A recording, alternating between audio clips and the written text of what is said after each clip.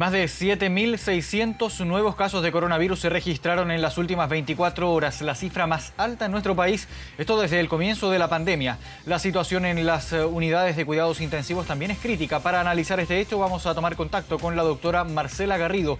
Ella es directora del Departamento de Epidemiología y Estudios en Salud de la Universidad de los Andes. Gracias por acompañarnos esta tarde, doctora. Buenas tardes. Hola, buenas tardes. Doctora, ahí ya se batió una nueva alta cifra, un nuevo pic, si es que lo llamamos de esa forma, la cifra más alta de contagios desde el inicio de la pandemia en el país. ¿Nos encontramos, doctora, ante el peor momento de la pandemia hasta este momento? Hasta este momento ha sido la cifra récord y sí, estamos en un escenario en el que hemos sobrepasado todo lo que ya vivimos.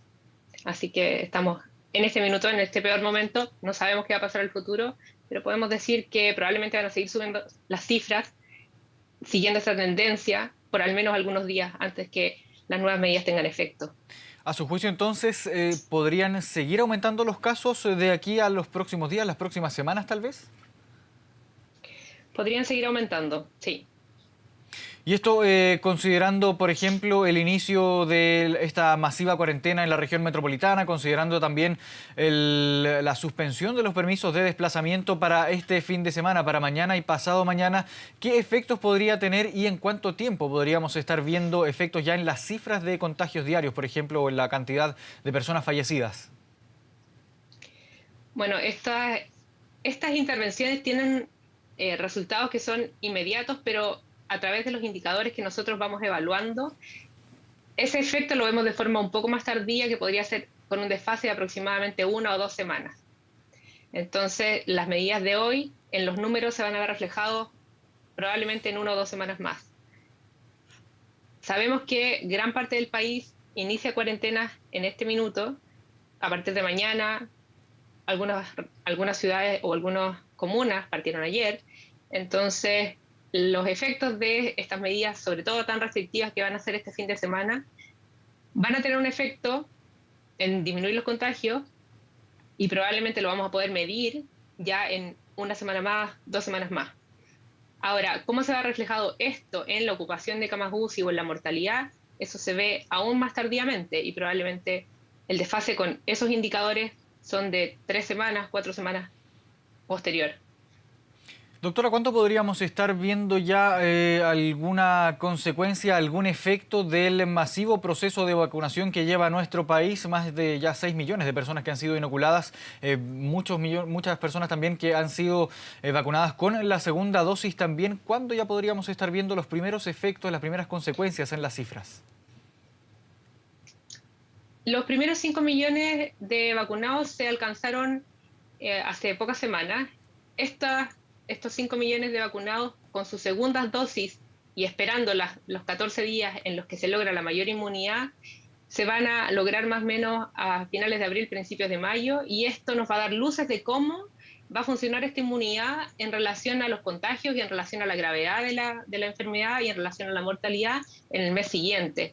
Y ahí vamos a poder probar en este ejercicio a nivel de la población qué tan efectiva y qué tanto van a reducir los indicadores que estamos midiendo las vacunas.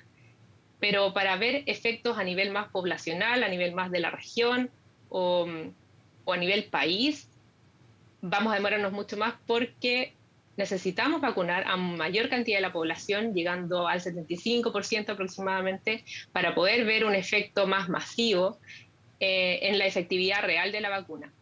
Sabemos que con la vacuna que estamos trabajando de forma más masiva en Chile, tiene un efecto mayor en cuanto a la mortalidad y a la ocupación de camas UCI, o sea, en evitar la gravedad de la enfermedad. Por lo tanto, los indicadores también van a ser más tardíos, dado que los contagios no se van a ver reducidos de tal manera, al menos no es lo que esperamos en este minuto, como para poder tener algo más sensible y más precoz como indicador del buen resultado que podría tener la vacuna. Entonces vamos a tener que esperar un tiempo, y esto va a ser probablemente el segundo semestre de este año o ya a finales de año, datos mucho más certeros sobre qué tan eficaz va a ser esta vacunación. Doctora, ¿cuánto tiene que ver con el aumento de los contagios, con, por ejemplo, el aumento en la capacidad de testeo de la red de salud? En el año pasado teníamos una cantidad muy inferior a la que hoy, por ejemplo, existe en la capacidad de testeo en el sistema sanitario. Sin embargo, hoy actualmente esta capacidad es aún mayor. ¿Cuánto influye esta capacidad de testeo en la cantidad de contagios que se reportan diariamente? Mientras más testeo hacemos, más vamos a encontrar. Depende, pero esto depende y se influye mucho por en qué población yo estoy testeando. ¿Ya? Si el riesgo de la población es muy alto de tener coronavirus, voy a encontrar muchos más casos por cantidad de testeo que en una población en la que hay menos virus circulante. Eso hace eh, que el porcentaje de positividad sea un indicador más valioso que el número de testeos como tal. Y pero tenemos el problema que que este indicador como de positividad es distinto a lo largo del país y en las distintas comunas, y tenemos una dispersión que a veces es muy grande entre una y otra. Hay lugares en los que se hacen testeos a personas asintomáticas de forma mucho más masiva que en otras localidades. Y eso hace que la positividad en algunos lugares donde se hace el testeo más masivo en personas asintomáticas probablemente tengan una menor positividad versus aquellos lugares en los que se testea mayormente a personas que son sintomáticas. Entonces, ayuda el testear más, el hacer una búsqueda activa, sobre todo en personas asintomáticas, pero depende un poco de a qué población yo le esté aplicando el test, qué tan buen indicador va a ser este porcentaje de positividad, pero siempre va a ser útil el tener un bajo porcentaje de positividad, que es lo que estamos viendo este año en comparación con el año pasado. Hacemos más test, tenemos un poco menos de positividad, y bueno, a pesar de que los casos que estamos encontrando son muchos más. ¿Cuál es la situación de las variantes del SARS-CoV-2? Entendemos que hay variantes, por ejemplo, en Brasil. Ahí se han registrado también otras variantes en Europa. ¿Cuán preocupados debemos estar aquí en Chile respecto a estas mutaciones del virus? Creo que son súper importantes las mutaciones, y aquí tenemos que tratar de hacer una búsqueda activa de estas mutaciones, sobre todo en personas que vienen desde el extranjero, en personas que tienen una reinfección por coronavirus o en aquellas personas que han estado más expuestas a personas que han viajado. Y bueno, y también probablemente en la población que hemos visto hoy en día que ocupa más las camas UCI, que son aquellos jóvenes que están enfermando gravemente. Probablemente en estas poblaciones debemos hacer una mayor búsqueda de las nuevas cepas para ver qué es lo que está pasando, cuántas de estas cepas tenemos circulando, y así poder modelar de mejor manera cómo se va a vivir la pandemia en estos meses. Y también, por otro lado, empezar a prepararnos para evaluar cuáles son los mejores tratamientos, cuáles son las mejores estrategias para que esto no siga ocurriendo, y si es que encontramos que, por ejemplo, hay mayor cantidad de ciertas cepas que son más peligrosas o que son más contagiantes o que tienen mayor gravedad en algunos grupos, tratar de hacer estrategias más focalizadas en estos grupos para que esto no se siga expandiendo y esas cepas no sigan dándonos mayor gravedad de la enfermedad, ni tampoco aumenten tanto los contagios a raíz de las nuevas cepas. Argentina decidió suspender los vuelos, la llegada de vuelos desde Chile, desde Brasil, desde México. ¿También debería Chile adoptar una medida similar para evitar, por ejemplo, la propagación de las nuevas variantes del COVID-19? Yo creo que el cerrar la entrada de personas que están más expuestas a cepas nuevas, dado que no sabemos qué va a pasar con estas cepas nuevas, debería ser mucho más restringido. Ahora, la estrategia de aislarlas por estos 11 días, que es lo que se está planificando hacer con la gente que venga de países de alto riesgo, que probablemente no debería ser solo Brasil, sino que tal vez deberíamos ampliarlo un poco más, es una medida que debería ser igual de efectiva que el cerrar la frontera, en el sentido de que las personas van a estar aisladas y no van a poder contagiar a nadie en ese periodo que van a estar en cuarentena. Entonces, puede que hayan alternativas a cerrar necesariamente la frontera. Cerrar la frontera es más seguro, pero si tenemos una tasa de testeo en la gente que ingresa de estos países, que hay que definir exactamente cuáles, puede ser que no sea solo Brasil, sino que algunos otros, y los podemos aislar y dejar en aislamiento para que no contagien a nadie por el periodo en que se puede transmitir el virus, puede ser una estrategia que puede ser igual de efectiva que el no dejar entrar a esas personas.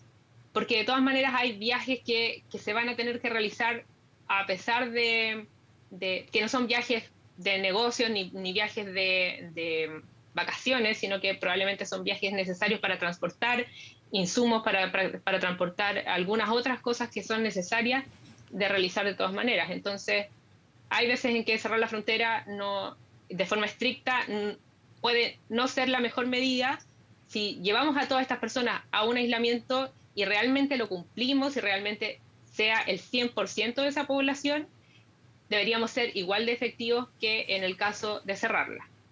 Ahora, hay otros países que ocupan estrategias medias mixtas en los que hacen que antes de viajar ya hagan una cuarentena y así no exponen el avión, disminuimos un poco más los contagios, también con la tripulación, y después de eso se hace una cuarentena igual en el país de destino, o sea, en el país chileno, en el caso que nosotros adoptáramos medidas así, podrían ser otras estrategias más complementarias.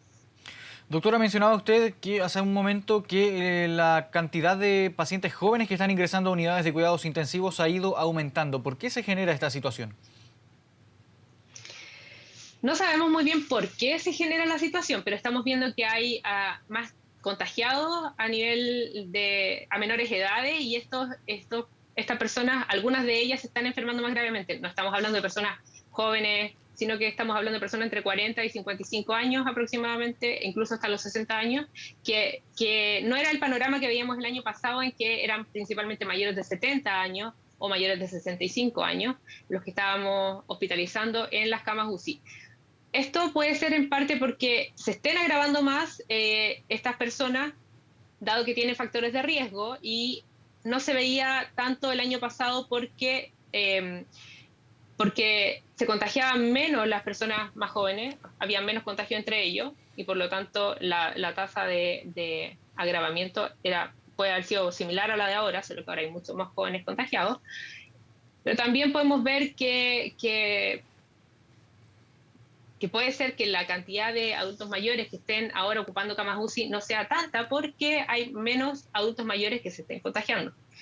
Ahora, la gravedad en los jóvenes también se da por factores de riesgo asociados.